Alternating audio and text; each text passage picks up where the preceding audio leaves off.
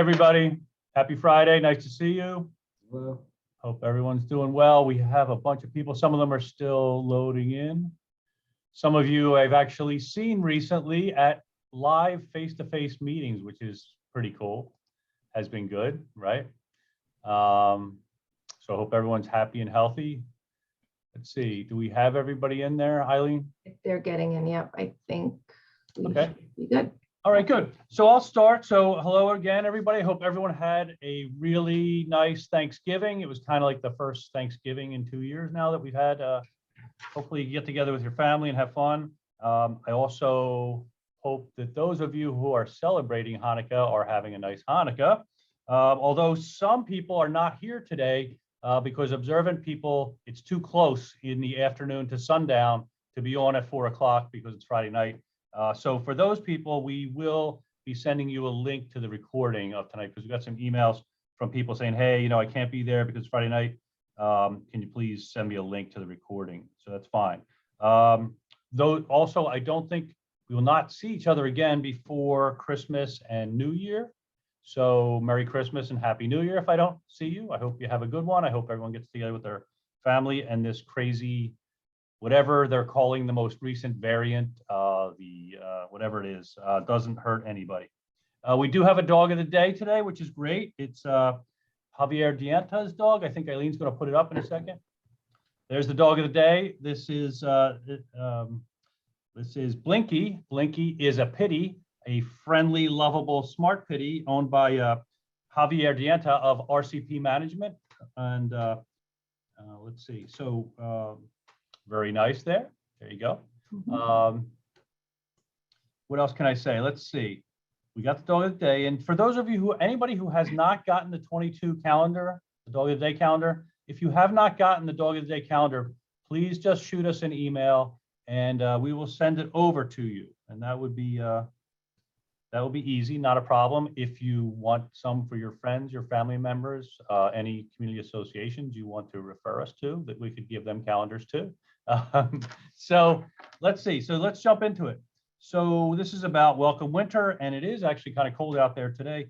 So snow and ice mitigation. I'm not going to talk about shoveling snow. I really try not to shovel snow anymore, although I did buy a snow blower a couple years ago, and it's awesome compared to shoveling. But really, we talked about this briefly last time. Was contractors are pushing back. And I was doing a seminar with Vinny Hagar from JGS several weeks ago, and he's seeing the same thing from the insurance perspective. The contractors are pushing back, and associations that are not paying attention are signing off on contracts, form contracts that are given to them, whereby the association is agreeing to indemnify, defend, and hold harmless the snow removal contractor, instead of the other way around. The snow removal contractor is supposed to be indemnifying, defending, and holding the association harmless. So I'll repeat that. The vendor is supposed to indemnify, defend, and hold harmless the association, not the other way around, okay? It is insane. It is insane to sign a contract whereby the association agrees to indemnify, defend, and hold harmless the snow removal vendor. Don't do that. Please don't do that. You may even be not, again, I'll read my disclaimer. This is not legal advice. It's a seminar, educational purposes only. Does not constitute legal advice or an attorney-client relationship. Nothing is confidential. And to get attorney advice, you have to have a fee agreement and reach out to that attorney, whether it's me, Mike, or somebody else, and get actually legal advice on your specifics. But every attorney on the planet is going to say, do not agree to indemnify, defend, and hold harmless your snow removal contractor. Many, I think, would say that even it came down to not having an actual contract, you may be better served by having no contract at all, and just have the guy do the snow removal than actually agreeing to indemnify, defend, and hold him harmless or her harmless. Again, don't quote me on that, but it's something to think about when you're looking at contracts for snow removal and ice mitigation. The other thing you want to think about, and some people have laid this out very carefully. We work with associations that do this in a very strict way, and that's great. Other associations wing it. What about call-out authority? who's the boss? Who's got the ball on snow removal, ice mitigation, and what is the scope of their authority, right? So it's 2:30 in the morning. The Weather Channel has been predicting snow, or even worse, not snow, just sleet and heavy icing conditions. Who has the authority to make the call on snow call out and ice mitigation? Is it going to be the property manager? Does the property manager have unlimited authority? Or is she required to consult with the board snow liaison? Boards do this in all different ways. Or is the manager not in the loop? And I have some association where the manager is not in the loop, but the board president is also the snow liaison, and he or she actually is the liaison on the night of the snow removal or the ice mitigation, et cetera. But the board has to agree on that. Who has the ball? Who makes the call? There are some associations out there too that make it dependent on the contractor. So the contractor can make the call. That's a little dangerous, because you can imagine that when in doubt, the contractor is going to come out, spread salt, right? De-ice, shovel snow, et cetera. So you're going to see you're probably going to see a higher bill. No disrespect to the snow contractors. The snow contractors are going to have a tough year this year, as you can imagine, because of labor issues, materials issues, et cetera, fuel issues, and all of those type things, right? So we're seeing inflation, right? Inflation is happening, whether you like it or not, it's happening. And a labor shortage is real. These guys and ladies can't find bodies. If there is a fall, the next topic on snow and ice mitigation, if there is a fall, if there is an accident, what's the first thing you got to do? Notify the carrier, right? Think about notifying the carrier. Now, when I was on with the seminar with Vinny Hager 2 weeks ago, he cautioned on that. Every attorney out there is going to say, notify the carrier, notify the carrier. He cautioned on that, though, because he's finding more and more carriers, according to him, are impacting negatively the association's rating just by noticing events. So you have to be careful. The problem is, like we've talked about in the past, someone comes into the management office, says, hey, I slipped on the ice out there in front of the clubhouse, and I really hurt my hip, but I love the association. I love the management company. I would never sue you. And then you never hear from him or her again until 1 year and 364 days later, and you're served with a complaint, right? So it's 1 year, 364 days later, the day before the statute of limitations runs, you're served with a complaint, and you have not put the carrier on notice, even though you were aware of the incident before. Carriers, as I said before, are getting more and more strict in denying coverage for failure to timely notify of potential claims. Some other things you might want to think about, and some of this gets crazy, depends on your association. So I'm a fan of snow stakes, the snow stakes that are put out on the site to mark the various funky areas of your Belgian block curve in the parking lot, various issues out there on the concrete, so that when the snowplow comes through, they don't bash up all of your curb work and your Belgian block work. So you might want to think about snow stakes. Some associations do it, many associations do not. Many vendors charge separately for installation of snow stakes and provision of snow stakes. So you gotta think about that. Work with your manager. The management company, I think, could give you some insight, and we have some really good managers on the call with us today. On insight on whether he or she thinks it's worthwhile for a community, depending on the style of roads, parking lots, et cetera. Another thing that some associations do, and you'll have to think whether it's worthwhile cost benefit wise, is do you do a site walkthrough prior to the snow season? So do you go out this weekend or next week and walk around with a vendor rep and note areas where there are problems already, or note areas where everything is perfect? All the Belgian block curb is perfect now. It's kind of like any of those people who rental trucks, right? Rental trucks or rental cars, where you do walk around when you first get possession of the car or truck and you go, okay, it's cool. The body's not all banged up. Or if you find that there's a big scrape down the side of the car, you say, wait a second, pal, there's a big scrape down the side of the car, and you mark it off on that little sketch on the rental agreement and say, I'm not responsible when I return this because it's all banged up on the one side. So there are some associations who actually do a walkthrough with their snow vendor to confirm that, hey, all our Belgian block, all our curbing, and our landscaping is in nice shape. So at the end of the snow season, when I ding you under the contract, for bashing in our Belgian block, you're not going to be able to say that was pre-existing damage, et cetera, et cetera, et cetera. So be careful about that. And in a way, it protects the vendor too, because if a new vendor especially comes on your site and the Belgian block is already jacked up all over the place, he or she doesn't want to be held accountable for the jacked up Belgian block when he or she was not there the prior snow season. So that's just something to think about. Many associations do get substantial damage during heavy snow years, right, in terms of the curbing and the landscaping. So that is snow mitigation at the moment. What else? Vacant units. We'll jump to vacant units for a second. We're moving along nicely. Vacant units. What suggests that a unit is vacant? What would alert you to the fact that perhaps the unit is vacant? The number one thing that we see is the manager is told that the unit owner is dead, right? And everyone kind of chuckles sometimes when I say that, but just because the unit owner is dead does not mean the unit is vacant. There may be a spouse there. We've had many, many cases where the unit owner passes, it is vacant for a day or two, and somebody in the family moves in the interim while the estate is being administered and kind of stays in the unit. So you may think it's vacant because there's been a report of the death, but in fact it is not.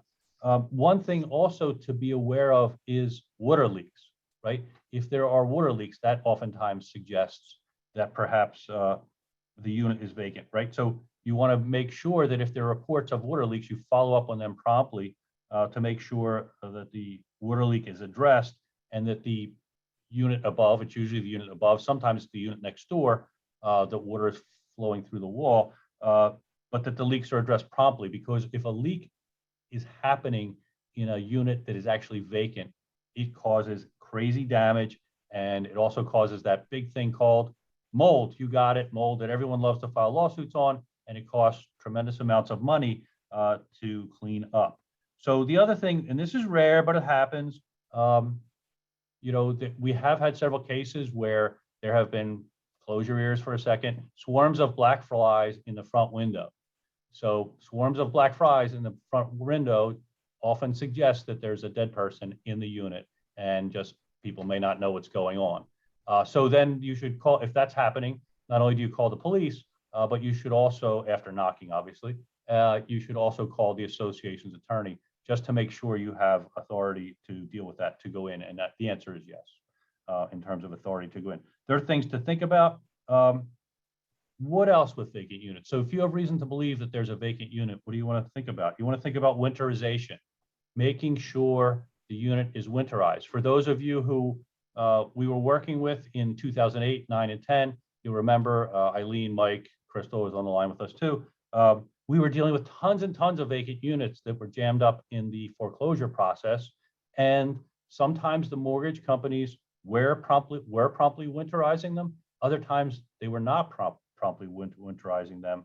And winterizing vacant units is a must, especially if you're in attached units. Not such a big deal if it's a fee simple community association where you have single family homes, but it is a must in attached dwellings, whether they're townhome style, garden style, high-rise style, et cetera.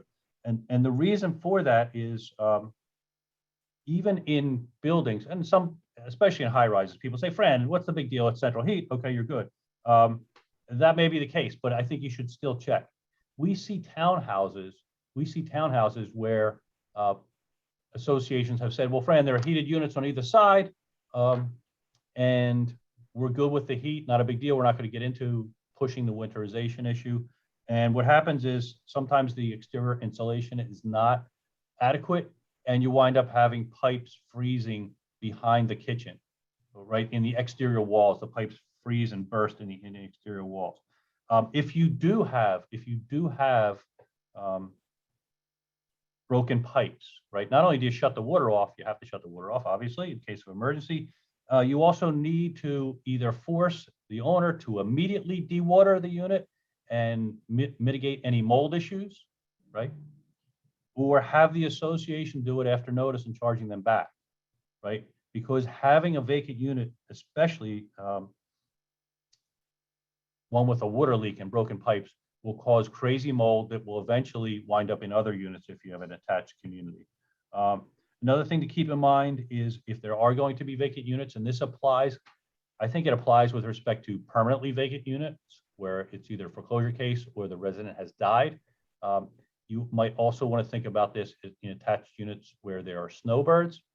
Many associations pass a rule or regulation that says the thermostat must be set at 55 at a minimum, so that even if the people are down in Delray Beach or wherever they may be, California, Arizona, what have you, and they're there for 3 months, that if they don't blow pipes, even though the snowbirds are away and it's not necessarily a vacant unit. It's not technically a vacant unit. So they're all things to think about in terms of possible vacant units in the context of the winter time. Wellness checks, we talked about this before. I'll mention it again. I talked a good bit about wellness checks in the beginning of COVID. Fortunately, we haven't had to speak a lot about wellness checks recently. But just to remind everybody, there are associations that sometimes get involved in wellness checks. There's a unit or what have you where they haven't seen Mr. Jones or Mrs. Jones for quite a long time. They don't know what's going on. Things kind of look funky. By the way, another indication that a unit may be vacant is newspapers and mail piling up, pouring out of the mailbox, etc. But so the things are piling up outside. It appears that the place is vacant. Should we do a wellness check? Can we do a wellness check? Many police departments will do a wellness check. Some counties will do a wellness check. And by the way, and this is I believe they have this in Bergen County. I don't know what other counties they have. There are some counties that have a wellness check hotline that will actually call the resident, and it'll say automated that, hey, this is your wellness check for the day. If everything's okay, press 1. And then if the respondent doesn't press 1, the county will send somebody out. So that's something you may want to think about as well if you're an individual resident. But from the association standpoint, you have to be very careful with conducting your own wellness checks. There is some funky case law in New Jersey about the police doing wellness checks in the context of criminal law, because there have been some cases where the police have gone in and conducted a, quote, wellness check and discovered that the homeowner was a drug dealer and tried to introduce evidence found during a wellness check. And the Supreme Court in New Jersey has said, not so fast. You can't do that and suppress the evidence, right? Because you can't just go in and do a warrantless search based on a theory of a wellness check. Not that I'm a criminal attorney, so if any of you online today are criminals, please talk to your own attorney. Anyway, so the big case on wellness checks comes out of California. It's called O'Malley versus Hospitality Staffing Solutions. That's O'Malley versus Hospitality Staffing Solutions. The law is not necessarily apples to apples, but what happened in the O'Malley case was the O'Malleys were staying in a hotel in California. Mr. O'Malley went to a meeting. Miss O'Malley stayed back. Mrs. O'Malley stayed back at the hotel. Mr. O'Malley called later in the night and said, hey, it's weird. I haven't heard from my wife. Something seems to be a problem. She always reaches out to me even when I'm at a meeting. Could you call to the front desk of the hotel? This was a hotel case, but it applies, I think, by analogy to condos and homeowners association. Could you go to my wife's room and make sure everything is okay?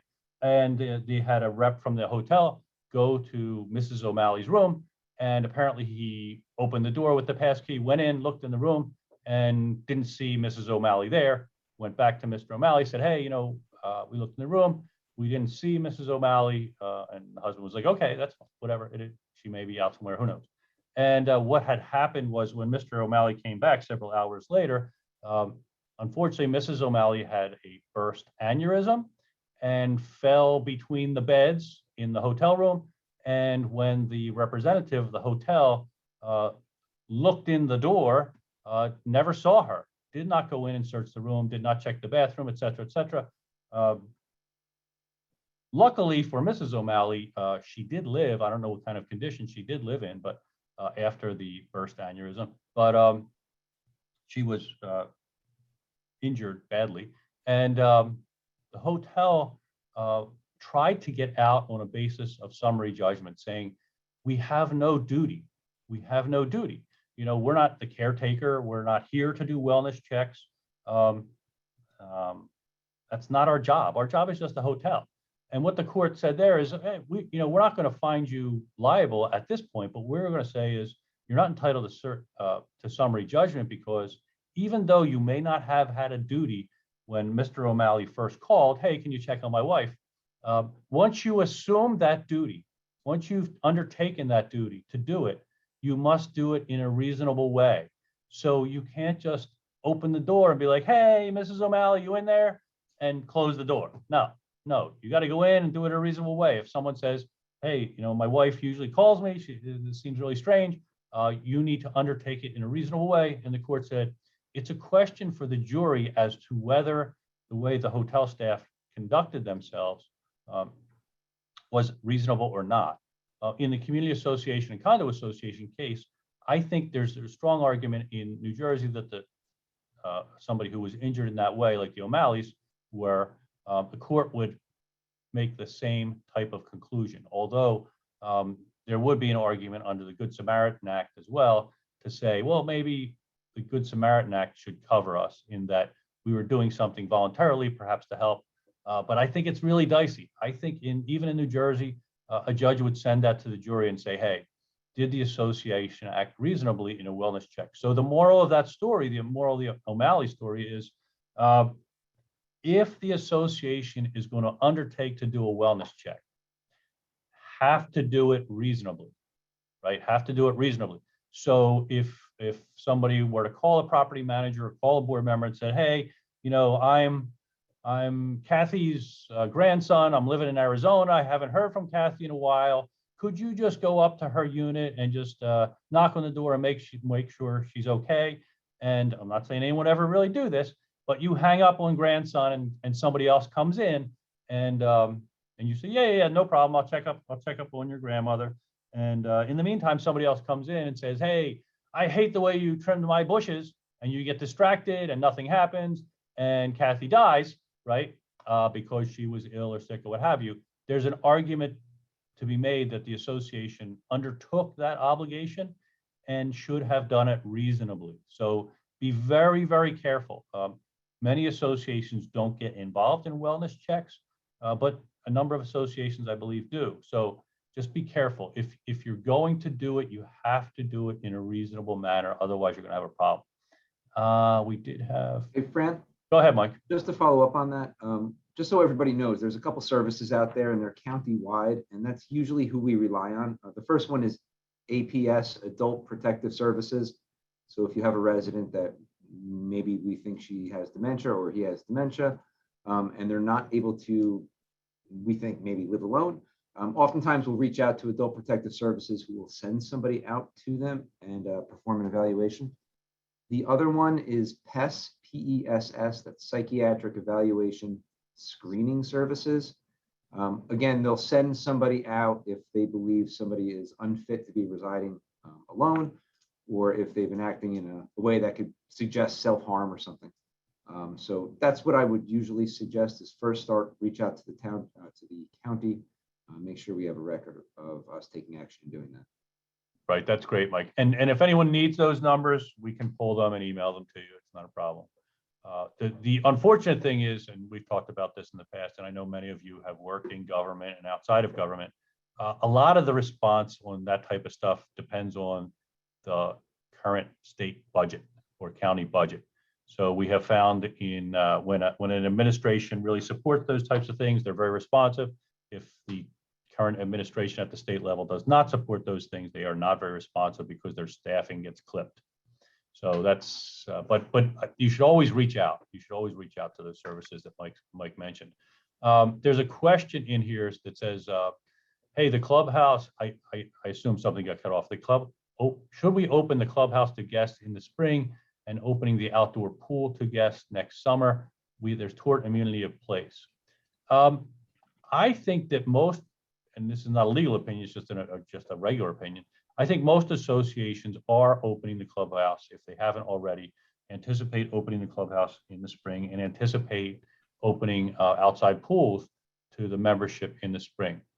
The rub obviously comes with respect to these mutations like Omega or Omega Psi-Phi or whatever fraternity name they have for the current mutation. So if obviously if a mutation comes out that's going to be widespread and deadly, we're going to have a problem. As we talked about a year and a half ago, with respect to COVID-19 itself, in many respects, I think people could argue, researchers could argue that the virus is ubiquitous, right? That it is through and through society in many ways. So this goes back to our arguments early in 2020 as to would a plaintiff's attorney ever be able to trace back source? I'm not sure. But the good news is it does seem, and I know there's CNN fighting Fox News, fighting MSNBC, all this other craziness going on, and politicizing the whole thing. But it does seem that if nothing else, vaccination has, tamped down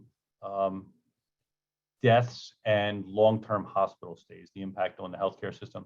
So that I think helps us as association members as well. Again, I'm not a healthcare provider, I'm not a researcher, I'm not Dr. Fauci, thank God. But it seems to have helped, right? And hopefully we're still on the right path. So I would say that most associations, anyone can chime in when they want it through the chat, and Mike, you can add to it as well. I think most associations are going to be looking at opening the clubhouse with some mitigation measures in place, and opening the outdoor pools as well. Do you want to take the next one, Mike? Sure. So New Jersey COVID immunity liability protection expires December 31st, 2021, which is in about 3.5 weeks. Any word of an extension? I know CAI was pushing through with that, but I have not heard anything about that. Have you, Fran? I have not seen anything on an action step on that. So that's not good. So, but there's still time. And let's be hopeful. I'll follow up on that. And if we hear something, we will definitely send out a blast. What else do we have for today? Do you have anything else up there? Not much in the chat. Everyone must be focused on shopping, right? Even though there is no inventory out there in the stores, apparently. Although the good news is, this is a joke, if you really need a high-end handbag, apparently you can get a crowbar and get yourself one. And it's not that much of a problem. Now that is not legal advice. But anyway, that was just kidding. Just kidding. Don't go out and take anybody's high-end purse. Fran, there is another question there from Bill Commons. Okay. Only in California, not in New Jersey. No, Yeah, but right. Okay. Above it says, does the homeowner association have any responsibility to insulate a condo from another's secondhand smoke? Insulate a condo from another secondhand smoke. So the answer is yes and no and maybe, right? So the smoke issue has been coming up a lot. We've talked about this a lot on this webinar. It's coming up a lot with cigarette smoke. It's also coming up a lot with marijuana, right? So the answer is it a nuisance? Does it rise to the level of a nuisance? Does it unreasonably impact another's reasonable enjoyment of their home or associated common elements? So the answer is maybe. But when you say, does the HOA have any responsibility to insulate a condo from another secondhand smoke? It would typically not be the association's so-called responsibility to install insulation, but you would wind up in an ADR, and hopefully in that ADR, and we see this a lot, the smoker says, okay, well, whether it's the HVAC system or the walls or the insulation, I will be willing to install a filter, and I will be willing to install supplemental barriers via insulation to prevent that smoke. It's not always possible. It's not always possible. Where we get things that are kind of crazy, and we can talk about this more perhaps next time, is where we get kind of crazy is, and I'm not a smoker, but there are people who just hate cigarettes, just hate them, right? So this is the question. If your next door neighbor is a smoker and there is no impact on you whatsoever, can you stop your next door neighbor from smoking cigarettes? And I've historically answered that question with no, right? If there is no impact outside of your own unit, okay, it becomes very difficult. And I've given you the example, and this is a real example from Atlantic City, where somebody felt that a woman there was being, we'll say, too free with her charms, had too many male visitors, and she wanted me to, the manager wanted me to send a violation letter to stop her from running her prostitution ring, and it was not a prostitution ring. She was just dating more than one person, and that's fine.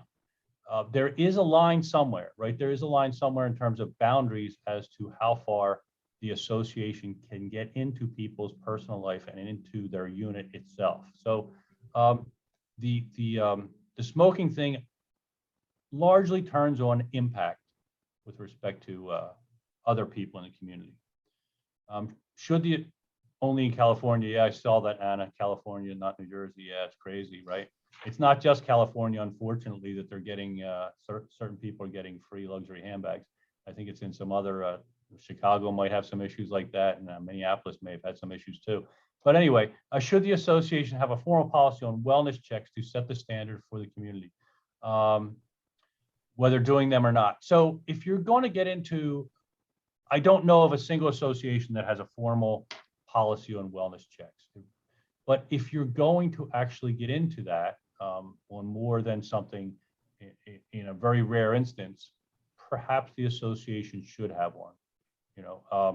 So it really depends. So it's guidance from the board to management, or if you're self-managed, to your management staff as to how you should handle requests for wellness checks. Because again, wellness checks can be naughty, and without guidance from the board, managers may commit to things that the board doesn't want them committing to, especially in self-managed associations.